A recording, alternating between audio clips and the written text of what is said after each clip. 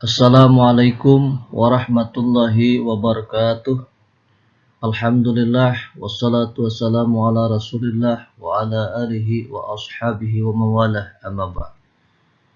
Siswa sekalian yang berbahagia, alhamdulillah puji syukur kita panjatkan kehadirat Allah Subhanahu wa taala yang mana alhamdulillah kita bisa bertemu di dalam pertemuan yang ketiga ini di semester ganjil tahun pelajaran 2020-2021. Baik, sebelum kita menginjak materi pelajaran, mari kita buka dulu pelajaran kali ini dengan membaca basmalah.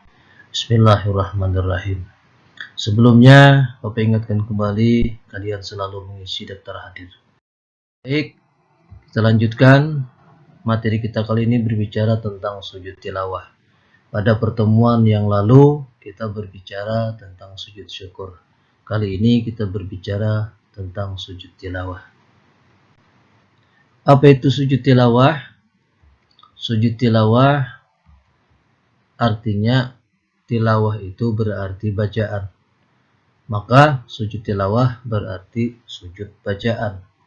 Nah, yang artinya sujud tilawah itu adalah sujud karena membaca atau mendengar ayat-ayat sajadah dalam Al-Quran.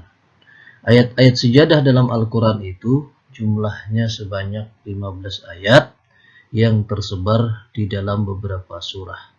Nah, hukum melaksanakan sujud tilawah adalah sunnah muakkad. Apa itu sunnah muakkad? Sunnah muakkad adalah sunnah yang sangat dianjurkan oleh Allah Subhanahu wa ta'ala. Baik, yang kedua bagian B-nya kita berbicara tentang ayat-ayat sajadah. Ayat sajadah di dalam Al-Quran berjumlah sebanyak 15 ayat yang tersebar di dalam beberapa surah. Nah, yaitu yang pertama adalah dalam surah Al-Quran dalam surah Al-A'raf ayat 206 yang berbunyi A'udzubillahi minasyaitonirrajim. Bismillahirrahmanirrahim. Innal ladzina 'inda rabbika la yastakbiruna 'an 'ibadatihi wa yusabbihunahu wa lahu yasjudun. Kemudian yang kedua dalam Al-Qur'an surah Ar-Ra'd ayat 15 yang berbunyi Walillahi yasjudu man fis samawati wal ardh taw'an wa karhan wa zillaluhum bil udwi wal asal. Kemudian yang ketiga dalam surah Al-Quran dalam surah An-Nahl ayat 50 yang berbunyi yakhafuna rabbahum min fawqihim wa yaf'aluna ma yu'marun. Kemudian yang keempat dalam Al-Quran surah Al-Isra ayat 109 yang berbunyi wa yahirruna lil azqani yabkuna wa yaziduhum khusyu'a. Kemudian yang kelima dalam Al-Quran surah Maryam ayat 58 Iza tusla alaihim ayatur rahmani kharru sujjadu wa bukiya. Kemudian yang keenam Al-Quran surah Al-Hajj ayat 18 yang berbunyi Alam tara annallaha yasjudu lahu man fis samawati wa ma fil ardh wasyamsu wal qamaru wan nujum. Kemudian Al-Quran surah Al-Hajj ayat 77 yang berbunyi Ya ayyuhalladzina amanu rka'u wasjudu wa'budu rabbakum waf'alul khaira la'allakum tuflihun. Kemudian dalam Al-Quran surah Al-Furqan ayat 60 yang berbunyi Wa iza qila lahum usjudu lirrahmani qalu wa marrahmanu anasjudu lima ta'muruna wa zadahum nufura. Kemudian yang ke-9 Al-Quran surah An-Naml ayat 26 yang berbunyi Allahu la ilaha illahu rabbul arsyil azim.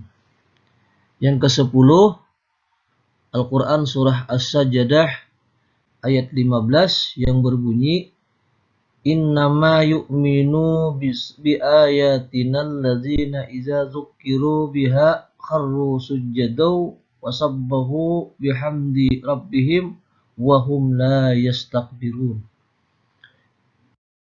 Yang ke-11 Al-Quran surah Shad ayat 24 yang berbunyi Qala laqad zalamaka bisu'ali na'janika ilayya ni'ajih wa inna katsiran minal khulata'i la yabghi ba'duhum 'ala ba'd illal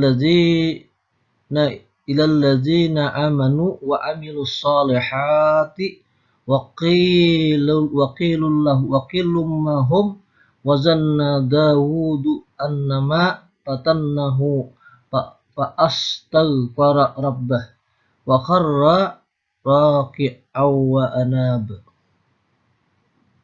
Kemudian yang ke-12 Al-Quran surah An-Najm ayat 62 yang berbunyi Fasjudu lillahi wa'budu.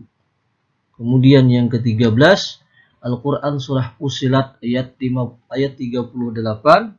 yang berbunyi Fa inistakbaru falladzina 'inda rabbika yusabbihuna lah bil laili wan nahari wa hum la yasma'un. Kemudian yang ke-14 Al-Quran surah Al-Insyiqaq ayat 21 yang berbunyi Wa iza quri'a 'alaihimul Qur'anu la yasjudun. Kemudian yang terakhir yang ke-15 Al-Quran surah Al-Alaq ayat 19 yang berbunyi Kalla la tuti'hu wasjud waqtarib. Siswa sekalian yang berbahagia, itulah 15 ayat-ayat sejadah yang terdapat dalam Al-Quran yang tersebar di dalam beberapa surah. Baik, siswa sekalian, kita lanjutkan yang bagian C-nya, yaitu rukun dan syarat sujud tilawah. Yang pertama, rukun sujud tilawah. Nah, rukun sujud tilawah itu yang pertama adalah niat sujud tilawah. Bagaimana niatnya? Niatnya adalah nawaitu sujuda tilawati lillahi ta'ala. Atau di dalam hati berkata, sahajaku melaksanakan sujud tilawah karena Allah Ta'ala. Kemudian yang kedua, setelah berniat tadi, kita bertakbir. Allahu Akbar, di dalam takbir itu kita mengata niat tadi. Kemudian yang ketiga, rukunnya adalah sujud. Nah, sujud. Bagaimana sujudnya? Sujudnya seperti sholat, namun tidak didahului dengan ruku. Karena kalau kita ruku, berarti kita melaksanakan sholat. Kemudian yang keempat, duduk setelah sujud. Ini kalau kita melaksanakan di luar sholat. Tetapi kalau di dalam sholat, setelah sujud, kita langsung berdiri, tidak duduk. Langsung berdiri, melanjutkan rakaat yang pertama di dalam sholat subuh biasanya pada malam Jumat. Nah, kemudian yang kelima rukunnya adalah salam. Nah, salam juga kalau kita melaksanakannya di luar sholat. Tetapi kalau di dalam sholat, kita tidak ada salam. Jadi, kalau di dalam sholat itu, sujud tilawah itu, niat di dalam hati, kemudian takbir, kemudian sujud, langsung berdiri, melaksanakan sholat kembali atau melanjutkan rakaat pertama di dalam sholat subuh pada subuh Jumat biasanya. Dan yang berbahagia, baik kita lanjutkan. Yang kedua yaitu syarat sujud tilawah. Nah, jadi syaratnya atau sujud tilawah itu ada syaratnya. Syarat yang pertama adalah harus suci dulu dari hadas dan najis. Nah, apa itu hadas, apa itu najis, ini sudah kita bicarakan pada semester pertama di kelas 7. Hadas kita tahu terbagi kepada dua bagian, yaitu hadas besar dan hadas kecil. Nah, hadas besar, cara menyucinya, membersihkannya dengan mandi junub atau mandi besar. Sedangkan hadas kecil itu dengan berudu, atau kalau bisa tidak udu, kalau tidak bisa dengan udu, bisa dengan tayamum. Kemudian suci daripada najis. Najis juga kita bahas pada semester 1 di kelas 7 bahwa najis itu adalah sesuatu kotoran yang menempel atau kotoran yang terkena tubuh kita. Nah, kotoran atau najis itu terbagi kepada 3. Dan najis mughalazah, najis mutawasitah, najis mukhafafah. Nah, kalau najis-najis itu menyentuh atau terkena tubuh kita atau menempel di tubuh kita, maka kita harus menyucinya. Nah, bagaimana cara menyucinya? Tentunya sudah kita bahas di semester 1 di kelas 7 kemarin. Baik, yang kedua, syaratnya adalah menghadap kiblat. Kenapa harus menghadap kiblat? Karena kita tahu ya, sujud tilawah itu adalah sujud bersyukur atau sujud mendengar atau membaca ayat-ayat sejadah yang tentunya sujudnya kita adalah sujud patuh dan taat kepada Allah karena diperintahnya sujud, yang tentunya kita mengarahkan wajah kita, badan kita ke hadap atau ke arah kiblat. Kenapa? Karena kiblat kita ketahui adalah merupakan arah daripada sholatnya orang muslim. Kemudian yang ketiga, syaratnya adalah menutup aurat. Nah, kita tahu ya, aurat itu adalah yang terlihat. Jadi pengertian aurat itu adalah yang terlihat, yang bisa dilihat oleh mata, itu namanya aurat.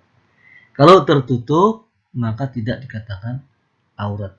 Nah, aurat bagi laki-laki selain dari pusat sampai lutut, ya, itu bukan aurat, tapi dari pusat sampai lutut itu adalah aurat. Nah, kalau tertutup pusat sampai lututnya berarti sudah menutup aurat. Nah, bagi perempuan selain daripada muka dan wajah itu adalah aurat. Nah, jadi kalau kita mau melaksanakan sujud tilawah, tentunya kita harus menutup dulu berpakaian muslim, ya, sehingga aurat kita tidak terlihat dari pandangan mata. Kemudian yang keempat, syaratnya adalah sujud setelah mendengar atau membaca ayat sajadah. Nah, jadi ada 4 syarat sujud tilawah itu. Pertama, suci daripada hadas dan najis. Yang kedua, menghadap kiblat. Yang ketiga, menutup aurat. Dan yang keempat, sujud setelah mendengar atau membaca ayat-ayat sajadah. Siswa sekalian yang berbahagia, demikianlah materi tentang sujud tilawah pada pertemuan ini. Mudah-mudahan ada manfaatnya dan mudah-mudahan kalian bisa mengamalkan di dalam kehidupan sehari-hari. Baik, Bapak akhiri dengan Assalamualaikum warahmatullahi wabarakatuh.